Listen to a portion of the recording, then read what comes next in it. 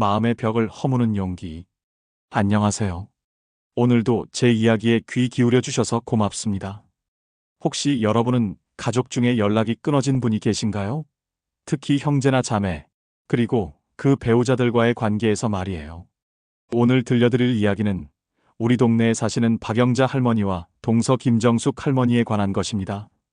영자 할머니는 올해 72살이시고 정숙 할머니는 69살이세요. 한때 친구처럼 자매처럼 지내던 두 분이 12년 동안 서로 외면하며 지내오셨는데 한 번의 우연한 만남으로 모든 게 달라지게 되었어요. 그 시작은 어느 화요일 오후 영자 할머니는 평소보다 일찍 동네 마트에 장을 보러 나가셨어요. 요즘 입맛이 없어 하는 남편이 그나마 미역국은 잘 드시니까 미역과 소고기를 사러 갔어요. 그런데 마트 입구에서 깜짝 놀랄 일이 벌어졌어요. 계산대 쪽에서 당황하고 있는 여자분의 뒷모습이 너무 익숙해 보이더라고 해요. 키가 작고 어깨가 약간 굽은 그 실루엣을 보는 순간 영자 할머니는 가슴이 철렁 내려앉았다고 하세요. 바로 12년 전에 큰 소리로 다투고 연락을 끊어버린 동서, 정숙 할머니였거든요. 정숙 할머니는 계산대에서 카드를 내밀었는데 승인이 계속 안 되고 있었어요. 점원이 죄송하지만 다른 카드로 해보시겠어요? 라고 하니까 당황한 표정으로 지갑을 뒤지고 계시더라고 해요. 그런데 두 번째 카드도 안 되고 세 번째 카드도 마찬가지였어요. 결국 정숙 할머니는 장바구니에 담았던 물건들 중 절반을 다시 진열대에 놓고 가셨어요. 라면 몇 개, 달걀 한 판, 우유 한 팩만 사고 나머지는 포기하신 거죠. 영자 할머니는 그 모습을 보면서 가슴이 답답해 왔어요. 예전에 정숙 할머니는 경제적으로 여유가 있는 편이셨거든요. 시동생 사업이 꽤 잘 나가서 마트에서 사고 싶은 것에 구애받는 적이 없었는데, 그런데 지금은 카드가 막힐 정도로 어려운 상황인 것 같았어요. 그리고 정숙 할머니의 모습도 많이 달라져 있었어요. 예전에는 항상 단정하고 깔끔한 차림이었는데, 그날은 허름한 옷차림에 머리도 예전처럼 정성스럽게 손질되질 않았거든요. 두 분이 처음 인연을 맺은 건 40년 전 일이에요. 영자 할머니가 26살에 시집을 갔을 때 시동생은 아직 총각이었어요. 3년 후에 시동생이 정숙 할머니와 결혼하면서 가족이 된 거죠. 처음에는 정말 화목했어요. 영자 할머니는 큰 며느리로서 집안 대소사를 챙기고 정숙 할머니는 아랫사람으로서 언니처럼 잘 따라주었거든요. 명절이나 제사 때도 두 분이 함께 음식을 준비하시면서 우리 집은 정말 화목하다는 소리를 자주 들으셨어요. 아침 일찍 와서 전을 도맡아 부치고 집안 청소도 해주고 명절에 친정에 보내면 다시 와서 시누이와 함께 밤새고 노스톱 치며 놀았어요. 우리들의 웃음소리에 동네 사람들이 모두 부러워했어요. 아이들이 태어나고 나서도 마찬가지였어요. 서로의 자녀들을 친조카처럼 예뻐하시고 육아 고민도 나누시고 때로는 서로 아이들을 맡아주기도 하셨거든요. 창동 주공 아파트 3단지와 7단지에 각각 살면서 영자 할머니가 감자탕을 끓이면 냄비에 담아 중간 놀이터에서 정숙 할머니네 멸치볶음과 바꾸어오는 모습에 단지 사람들의 부러움의 대상이 되었지요. 하지만 세월이 흐르면서 작은 균열들이 생기기 시작했어요. 처음에는 정말 사소한 것들이었어요.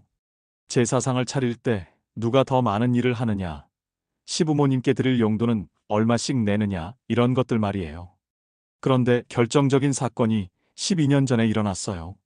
그때가 영자 할머니 남편이 60살이 되던 해였는데 오랫동안 직장 생활을 하시다가 은퇴를 앞두고 마지막으로 뭔가 해보고 싶다고 하셨어요. 여보, 나도 이제 나이가 있으니까 안정적인 일을 해보고 싶어. 작은 부동산 중개업소라도 하나 차려볼까 해. 영자 할머니 남편은 평생 성실하게 직장 생활을 하신 분이셨지만 노후 준비가 충분하지 않아서 걱정이 많으셨거든요. 부동산 중개업은 나이가 들어서도 할 수 있는 일이라서 생각해 보신 거였어요. 문제는 사무실 보증금이나 초기 비용이 만만치 않다는 거였어요. 그때까지 모아둔 돈으로는 부족했거든요. 그래서 영자 할머니가 동서한테 도움을 요청했어요.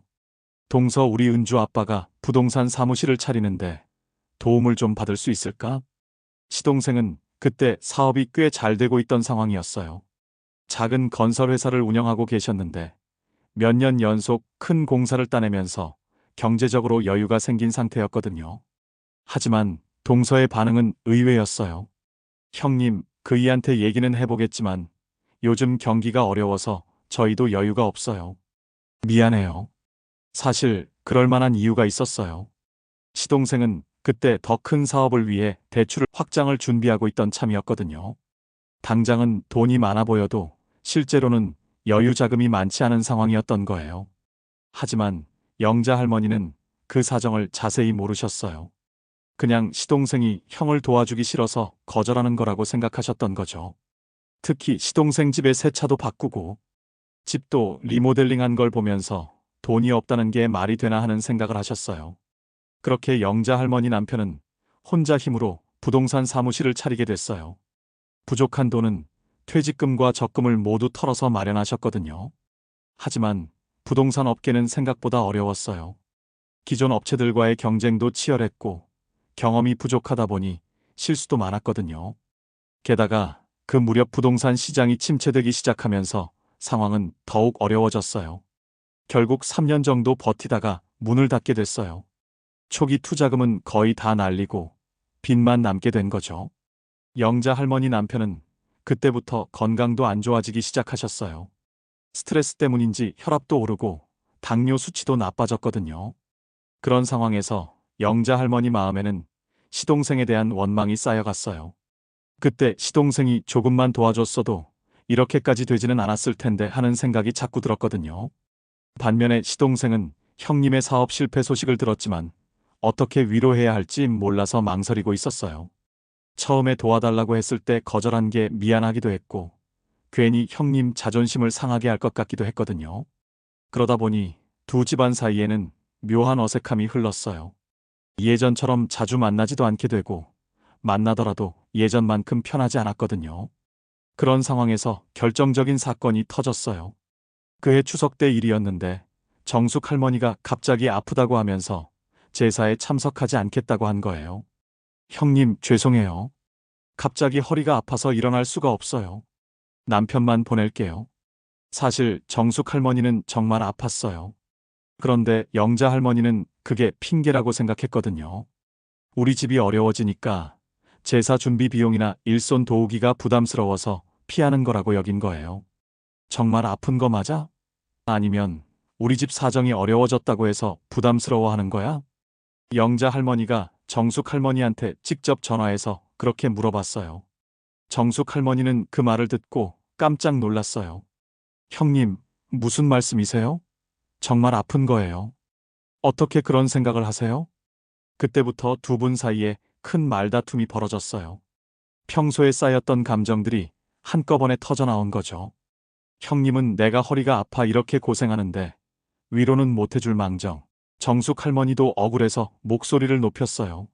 무시하는 게 아니라 사실을 말하는 거야. 이제 우리가 어려워지니까 피하는 거 아니야? 영자 할머니도 그동안 쌓인 서운함이 터져나왔어요. 사실 시동생이 도와주지 않은 것 자체보다도 그 이후에 연락이 뜸해진 게 더 서운했거든요. 결국 그 전화통화는 두 분 모두 울면서 끊어버리는 것으로 끝났어요. 그리고 그것이 12년 동안 계속된 절연의 시작이었죠. 그 이후로 두 집안은 정말 남남처럼 지내게 됐어요. 명절이나 제사 때도 아프다고 시동생만 참석했고 길에서 마주쳐도 모른 척했어요. 가족들은 중간에서 애를 태웠지만 두 분 다 완고하게 자신의 입장만 고수했거든요. 그런데 영자 할머니가 그날 마트에서 본 정숙 할머니의 모습은 뭔가 이상했어요. 카드 결제가 계속 안 되는 상황도 그렇고 물건을 다시 진열대에 놓고 가는 모습도 그렇고 예전에 그 여유로웠던 모습과는 너무 달라 가슴이 아팠어요. 영자 할머니는 그날 밤 잠을 설쳤어요. 정숙 할머니의 모습이 자꾸 머릿속에 떠올랐거든요. 특히 계산대에서 당황해하던 모습이 계속 신경 쓰였어요. 며칠이 지나도 그 생각을 떨쳐낼 수가 없어서 영자 할머니는 용기를 내서 동네 김할머니를 찾아갔어요. 김할머니는 통장으로 일하면서 동네 소식을 제일 잘 아시는 분이거든요. 통장님, 혹시 정숙이네 소식 아세요? 김할머니가 들려준 이야기는 정말 충격적이었어요. 정숙 할머니 남편이 4년 전에 사업이 완전히 망해서 빚더미에 앉게 됐다는 거예요. 그것도 영자 할머니 남편과는 비교할 수 없을 정도로 큰 빚이었다고 해요. 알고 보니 시동생은 형님께 도움을 요청받았던 그 무렵부터 이미 사업이 어려워지고 있었던 거예요. 그래서 형님을 도와드리고 싶어도 여유가 없었던 거였죠. 그때 정숙이 남편이 무리하게 사업을 확장하려다가 큰 손해를 봤어. 계약했던 공사가 연달아 취소되면서 엄청난 빚을 지게 된 거야. 김할머니의 이야기는 더 충격적이었어요. 사업 실패 후에 시동생은 건강까지 잃게 됐다는 거예요. 스트레스성 질환으로 위암 진단을 받았는데 치료비 때문에 경제적 부담이 더욱 커졌다는 거였어요. 지금은 많이 좋아지긴 했는데 그때 몇 년이 정말 힘들었지. 정수기가 파트타임 일까지 나가면서 생계를 꾸려갔어. 더 안타까운 건 동서 부부가 그런 어려운 상황을 가족들한테도 알리지 않으려고 했다는 거예요. 자존심도 있었을 테고 무엇보다 형님 댁에서 동정받는 것도 싫었을 거야. 그래서 혼자서 다 감당하려고 했던 거지. 영자 할머니는 그 이야기를 듣고 나서 가슴이 무너지는 것 같았어요. 12년 동안 서운해하고 원망해왔는데 사실은 동선의 쪽이 훨씬 더 어려운 상황에 있었던 거였거든요. 특히 제사에 참석하지 않겠다고 했던 그날, 정숙 할머니가 정말 아팠다는 것도 나중에 알게 됐어요. 스트레스와 과로로 허리 디스크가 심해져서 실제로 움직이기 어려운 상황이었던 거예요. 내가 얼마나 이기적이었나? 영자 할머니는 자신을 자책했어요. 시동생 네 사정은 생각해보지도 않고 자신의 서운함만 생각했던 거죠. 그날부터 영자 할머니는 정숙 할머니를 어떻게 도와야 할지 고민하기 시작했어요. 하지만 12년 동안 연락도 안 하고 지낸 사이에 갑자기 나타나서 도움을 주겠다고 하면 받아들이실까 하는 걱정이 있었거든요. 그래서 영자 할머니가 생각해낸 방법은 아주 조심스러운 것이었어요. 일단 정숙 할머니가 자주 가시는 마트 시간을 파악해서 우연히 만나는 기회를 만들어 보기로 한 거예요. 며칠 동안 관찰해보니 정숙 할머니는 주로 화요일과 금요일 오후에 장을 보러 오시더라고 해요. 그것도 할인 시간을 노려서 오시는 것 같았어요. 다음 화요일 영자 할머니는 평소보다 일찍 마트에 가서 기다렸어요. 정숙 할머니가 오시기를 말이에요. 시간이 되니까 정말 정숙 할머니가 나타나시더라고 해요. 영자 할머니는 멀리서 지켜봤어요. 정숙 할머니가 장바구니에 물건을 담다가 다시 빼고 가격표를 꼼꼼히 비교하시는 모습을 보니까 마음이 아팠어요. 그런데 계산할 때 또 카드 문제가 생겼어요. 영자 할머니는 더 이상 지켜볼 수가 없어서 다가갔어요. 정수가, 내가 계산해 줄게. 정숙 할머니는 깜짝 놀라서 뒤돌아봤어요. 12년 만에 듣는 영자 할머니 목소리였거든요. 형님, 왜 여기에? 그냥 우연히 왔는데 내가 있더라고. 내가 계산해 줄게. 영자 할머니는 망설이지 않고 자신의 카드로 계산을 했어요. 정숙 할머니는 당황해서 뭐라고 해야 할지 몰라 했거든요. 형님, 괜찮아요. 제가. 됐어. 그냥 가자. 두 분은 마트 밖으로 나와서 어색하게 서 있었어요.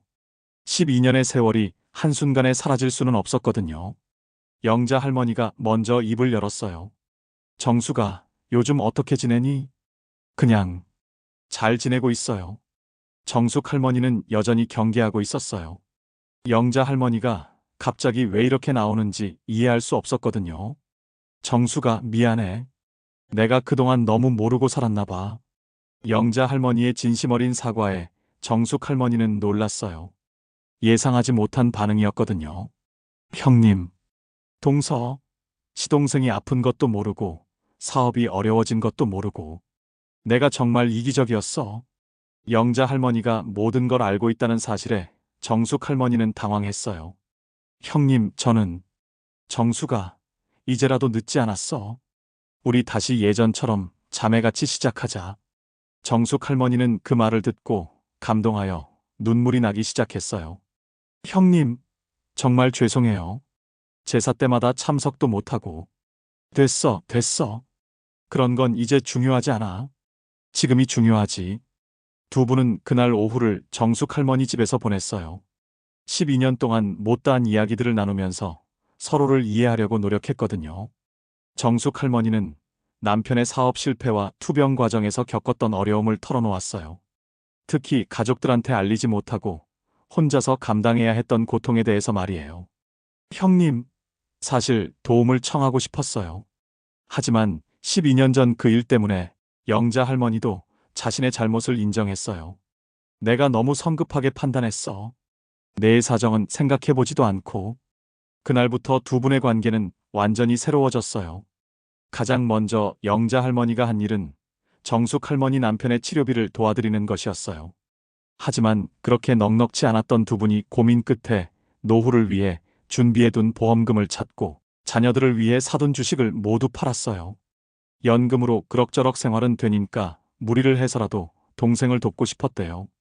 가족인데 이런 건 당연한 거야라고 하시면서 말이에요. 하지만 정숙 할머니는 처음에는 받기가 어려우셨어요. 그동안 혼자서 해결하려고 했던 자존심도 있었고 큰 집에 너무 큰 신세를 지는 것 같아서 부담스러우셨거든요. 형님, 이건 너무 큰 돈이에요. 형님네 사정도 뻔한데 어떻게 받을 수가 있겠어요. 정수가, 우리가 남이니? 내가 너희 사정을 이해할 생각을 안 하고 오해만 했는데 이제라도 할 수 있는 걸 하고 싶어. 영자 할머니의 진심을 느낀 정숙 할머니는 결국 도움을 받기로 했어요. 그런데 치료비 지원을 받기 시작한 후로 시동생의 상태가 눈에 띄게 좋아지기 시작한 거예요. 의사 선생님도 이렇게 빨리 회복되는 경우는 드물어요라고 놀라실 정도였거든요. 사실 몸의 병보다도 마음의 병이 더 컸던 것 같아요. 가족들한테 짐이 된다는 죄책감, 사업 실패에 대한 자책감, 경제적 부담에 대한 스트레스가 회복을 더디게 만들고 있었던 거죠. 그런데 영자 할머니가 나서서 도와주면서 그런 마음의 짐들이 많이 줄어들었나 봐요. 특히 가족이니까 당연한 일이야라는 영자 할머니의 말에 큰 위로를 받으셨다고 해요. 그리고 시동생이 영자 할머니한테 무릎을 꿇고 사과하시더라고 해요. 형수님, 12년 전에 형님께 도움을 드리지 못해서 정말 죄송합니다. 그때 제가 사정을 제대로 말씀드렸어야 했는데. 영자 할머니는 깜짝 놀라서 일으켜 세우시면서 무슨 소리야. 그런 일로 뭘 하셨지만 시동생은 계속 말씀을 이어가셨어요. 사실 그때 저희도 이미 어려워지고 있었어요. 하지만 형님한테 솔직하게 말씀드리기가 어려웠어요. 자존심도 있었고 무엇보다 걱정을 끼쳐드리고 싶지 않았거든요. 그래도 형님께 제대로 설명을 드렸어야 했어요. 그랬다면 이런 오해는 없었을 텐데. 12년 동안 형님이 얼마나 서운해하셨을지 생각하니까 너무 죄송해요. 영자 할머니 남편도 동생의 진심 어린 사과를 받고는 눈물을 흘리셨어요. 아니야. 나도 내 사정을 물어보지도 않고 섣불리 판단했어. 우리 둘 다 잘못한 거야. 그날 두 형제는 12년 만에 진짜 화해를 하게 됐어요. 더 놀라운 건 그 다음에 일어났어요. 시동생이 건강을 회복하면서 다시 작은 일을 시작하게 된 거예요. 이번에는 무리하지 않고 자신의 경험을 살려서 건설 관련 컨설팅 일을 시작하신 거죠. 형님, 이번에는 욕심 부리지 않고 차근차근 해보려고 해요. 영자 할머니 남편도 그런 동생을 응원해 주셨어요. 그리고 자신도 경기도 외곽 지역에 있는 공장 관리인으로 취직이 되어 다시 일을 시작했어요. 두 가족은 이제 예전보다도 더 가까워졌어요. 매주 일요일마다 함께 모여서 식사를 하고 서로의 고민을 나누며 지내고 계시거든요. 특히 감동적인 건 지난달에 있었던 일이에요. 시동생 부부가 영자 할머니 부부를 모시고 제주도 여행을 다녀오신 거예요. 형님, 형수님께서 저희를 이렇게 도와주셨는데 조금이나마 보답하고 싶어서요. 사흘 동안의 제주도 여행에서 네 분 모두 정말 행복한 시간을 보내셨다고 해요. 12년의 공백이 무색할 정도로 즐겁게 웃고 떠들면서 말이에요. 여행에서 돌아온 후에 영자 할머니가 하신 말씀이 인상적이었어요. 12년을 허송세월했지만 덕분에 가족의 소중함을 더 깨달을 수 있었어. 이제라도 늦지 않은 게 다행이야. 정숙 할머니도 형님네 덕분에 저희 가족이 다시 살 수 있게 됐어요. 정말 고마워요라고 하시더라고요. 하지만 가장 감동적인 건 두 분의 남편들이 하신 말씀이었어요. 우리가 젊을 때는 자존심 때문에 서로 솔직하지 못했구나. 이제라도 형제답게 지내자. 네, 형님. 앞으로는 뭐든지 솔직하게 이야기해요라고 대답하시더라고요. 얼마 전에는 또 다른 감동적인 일이 있었어요. 영자 할머니와 정숙 할머니가 함께 동네 어려운 이웃들을 위한 반찬 봉사를 시작하신 거예요. 우리가 이런 기쁨을 받았으니까 다른 분들한테도 나눠드리자고 하시면서 말이에요. 매주 토요일마다 두 분이 함께 김치와 밑반찬을 만들어서 혼자 사시는 어르신들한테 가져다 드리면서 봉사하는 마음이 얼마나 행복한 것인지 알게 되었대요. 음식 봉사를 하면서 만난 한 할머니가 이런 말씀을 하셨대요. 두 분 사이가 정말 친자매보다 더 다정하시네요. 그러자 영자 할머니가 이렇게 대답하셨어요. 사실 우리도 12년 동안 안 만났어요. 하지만 서로 이해하고 용서하니까 오히려 더 가까워진 것 같아요. 그 말을 들은 다른 할머니들도 놀라워하시더라고요. 그럼 나도 연락 끊고 지내는 가족들한테 먼저 안부 전해봐야겠네요 라고 하시더래요. 여러분, 이 이야기를 들으시면서 어떤 생각이 드셨나요? 영자 할머니가 그날 마트에서 정숙 할머니를 보고 그냥 모른 척 했다면 아마 두 가족은 지금도 서로 등지고 살고 있을 거고 정숙 할머니는 여전히 혼자서 어려움을 감당하고 있었을지도 모르죠. 시동생의 건강도 이렇게 빨리 회복되지 못했을 수도 있고요. 하지만 영자 할머니의 작은 용기 하나가 모든 걸 바꿔놓았어요. 혹시 여러분도 연락이 끊어진 가족이나 친척이 계신가요? 오해나 갈등으로 멀어진 분이 있으시다면 영자 할머니처럼 용기를 내보시는 건 어떨까요? 물론 쉽지 않을 거예요. 시간이 많이 흐른 만큼 서로 자존심도 있고 상대방이 어떻게 받아들일지도 걱정되실 테니까요. 하지만 가족이라는 끈은 아무리 시간이 흘러도 완전히 끊어지지 않거든요. 시작은 정말 작은 것부터 해도 돼요. 안부 문자 하나, 요즘 어떻게 지내세요? 하는 짧은 인사 한마디면 충분해요. 영자 할머니가 제일 후회하는 건 뭔지 아세요? 왜 진작 용기를 내지 못했을까 하는 거예요. 하지만 늦었다고 생각하지 마세요. 지금이 바로 가장 좋은 때예요. 특히 나이가 들게 되면 새로운 인연보다 가족이나 친척들이 더욱 소중한 거거든요. 서로 의지하고 도우면서 살 수 있는 사람들이 바로 가족이니까요. 오늘 이야기가 여러분 마음에 작은 울림이라도 주었으면 좋겠어요. 혹시 비슷한 경험이 있으시거나 지금도 그런 상황에 계신 분이 있으시다면 댓글로 나눠주세요. 여러분의 이야기가 다른 분들한테도 큰 용기가 될 거예요. 그리고 이런 따뜻한 화해의 이야기가 더 많은 분들한테 전해져서 누군가에게 용기가 될 수 있도록 구독 버튼과 좋아요 버튼도 눌러주세요. 여러분의 작은 클릭이 누군가한테는 인생을 바꾸는 계기가 될지도 모르니까요. 다음 주에도 또 다른 감동적인 이야기로 찾아뵙겠습니다.